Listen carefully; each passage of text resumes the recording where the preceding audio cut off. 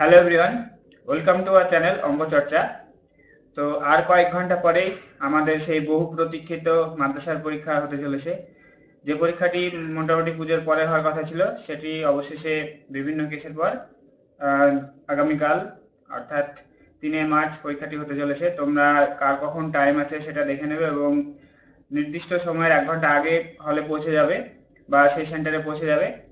তো পরীক্ষার আগে দু চারটি কথা যেটা না বললেই নয়, সেটা হচ্ছে যে যদি দেখো যে কোশ্চেন খুব সহজ হয়েছে, তো কোশ্চেন সহজ হওয়া দেখে অনেক সময় কি হয়, এক্সাইটমেন্টে তাড়াহুড়ো করতে গিয়ে ভুল জায়গায় অ্যান্সার বসে যায়।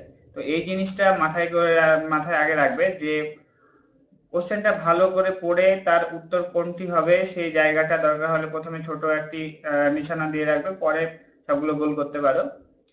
তো যার যেটা কমফোর্টেবল হবে সে সেটা করবে এবং বল পেন নেবে, যেটা মোটা কালি বেরোয় সেরকম পেন নিয়ে রাখবে।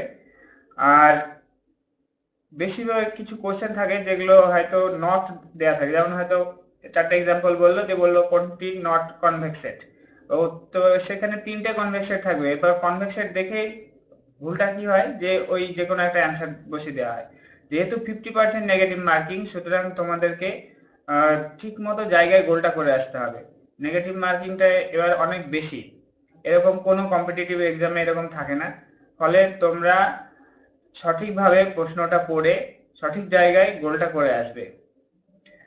আচ্ছা, আর যেটা কথা সেটা হচ্ছে তোমাদের মোটামুটি প্রায় 98%ই বলা যায় যে নিউ পরীক্ষার্থী। এগুলো মোটামুটি যা এর আগে পরীক্ষা হয়েছিল 2013 সালে, সেবার আমরা দিয়েছিলাম। তারপরে 2016-তে এসএসসি হয়েছিল। তো মোটামুটি সেই আজ থেকে 10-11 বছর আগে আগে মাদ্রাসার পরীক্ষা হয়েছিল। এসএসসিও হওয়া প্রায় 8 বছর হয়ে গেল। তো অনেকেরই এই পরীক্ষাটা মানে প্রথম পরীক্ষা, ফলে একটা টেনশন বা একটা চাপা উত্তেজনা কাজ হওয়াটাই স্বাভাবিক। কিন্তু তোমাদের মনে রাখতে হবে যে কনফিডেন্সটা রাখতে হবে যে আমি পারবো, এবং ঠান্ডা মাথায় কনফিডেন্স রেখে হার্ডওয়ার্ক করে আসতে হবে। যেগুলো তোমাদের এখনো যে পোর্শনগুলো কভার করেছো, অনেকেরই প্রিপারেশন হয়তো কমপ্লিট হয়নি, যেগুলো কমপ্লিট করেছো সেই জায়গাগুলো রিভাইজ দাও, থিওরি পোর্শনগুলো দেখো, বারবার রিভাইজ করো যতটা সময় আছে। তো আশা করি ভালো ফল হবে। তোমরা তোমাদের সবার সাফল্য কামনা করি।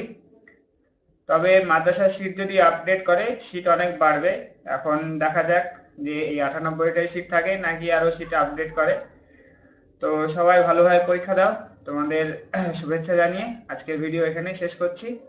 আমরা অ্যান্সার কি পরীক্ষার পরে অ্যান্সার কিটা রেডি করতে আমাদের 1-2 দিন টাইম লাগবে। তারপরে আমরা সঠিক অ্যান্সার কিটা নিয়ে আসবো।